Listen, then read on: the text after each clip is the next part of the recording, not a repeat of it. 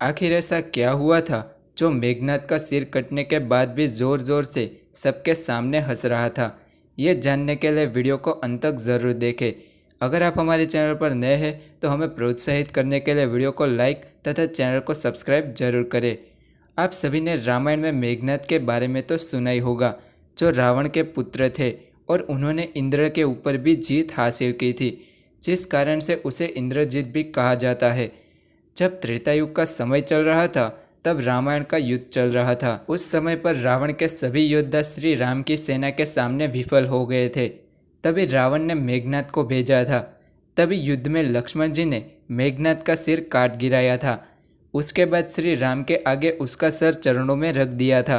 तभी श्री राम ने कहा कि इसके सिर को संभाल के रखो, क्योंकि वे इस बात की जानकारी को मेघनाथ की पत्नी सुलोचना को देना चाहते थे। इस कारण से उन्होंने मेघनाथ की एक भुजा को बाण के द्वारा मेघनाथ के महल में पहुंचा दिया। वो भुजा को जब मेघनाथ की पत्नी सुलोचना ने देखा तो वे बड़ी ही आश्चर्यचकित हो गई और उन्हें विश्वास ही नहीं हुआ कि मेरे पति की अब मृत्यु हो गई है। मेघनाथ की पत्नी सुलोचना ने उस भुजा से कहा कि अगर तुम सच में मेरे पति की ही भुजा हो तो मेरी दुविधा को तुम दूर करो और कुछ लिखकर मुझे बताओ। सुलोचना की ऐसी बात कहने पर अचानक से भुजा में प्राण आ गए और वे अचानक से हिलने भी लगे। तभी उस भुजा ने हाथ में खड़िए को लेकर लक्ष्मण जी की प्रशंसा में 2 शब्द भी लिखे। उसके बाद सुलोचना को विश्वास हो गया कि सच में ये मेरे पति का ही हाथ है। उसके बाद वो ज़ोर ज़ोर से रोने भी लगती है। उसके बाद वो अपने पति का हाथ लेकर रावण के पास पहुंच जाती है और कहा कि मुझे अभी के अभी मेरे पति का सिर चाहिए, क्योंकि अब मैं भी उनके बिना जीवित नहीं रह सकती। मैं भी सती होकर उनके साथ ही अपने प्राण भी त्याग कर दूंगी। तभी रावण ने उनसे कहा कि पुत्री, थोड़े समय तक रुक जाओ, मैं मेघनाथ का सिर लेकर अभी के अभी हाजिर हो जाता हूँ। परंतु सुलोचना को इस बात पर रावण पर विश्वास नहीं आता और वो मंदोदरी के पास चली गई। मंदोदरी ने उनसे कहा कि तुम भगवान श्री राम के पास चले जाओ, वे अवश्य तुम्हारी बात को सुनेंगे। उसके बाद सुलोचना भगवान श्री राम के पास पहुंच जाती है। उसने श्री राम से कहा कि हे राम, मुझ पर दया करें और मेरे पति का सिर मुझे लौटा दे।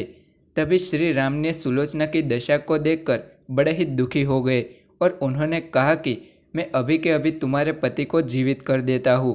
परंतु सुलोचना ने कहा कि मैं अभी ऐसा नहीं चाहती कि मेरे पति जीवित होकर संसार के सारे कष्टों को फिर से भोगे।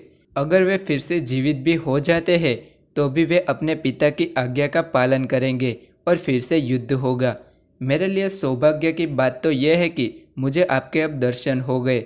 अब मुझे और कोई दूसरी इच्छा नहीं है।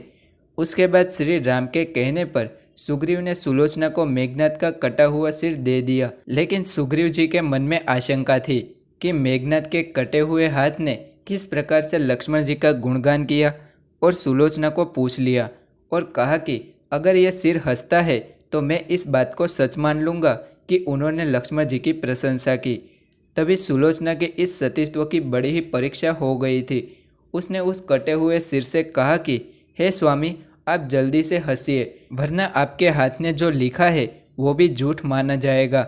इतना कहते ही मेघनाथ का कटा हुआ सिर जोर जोर से सबके सामने हंसने लगता है।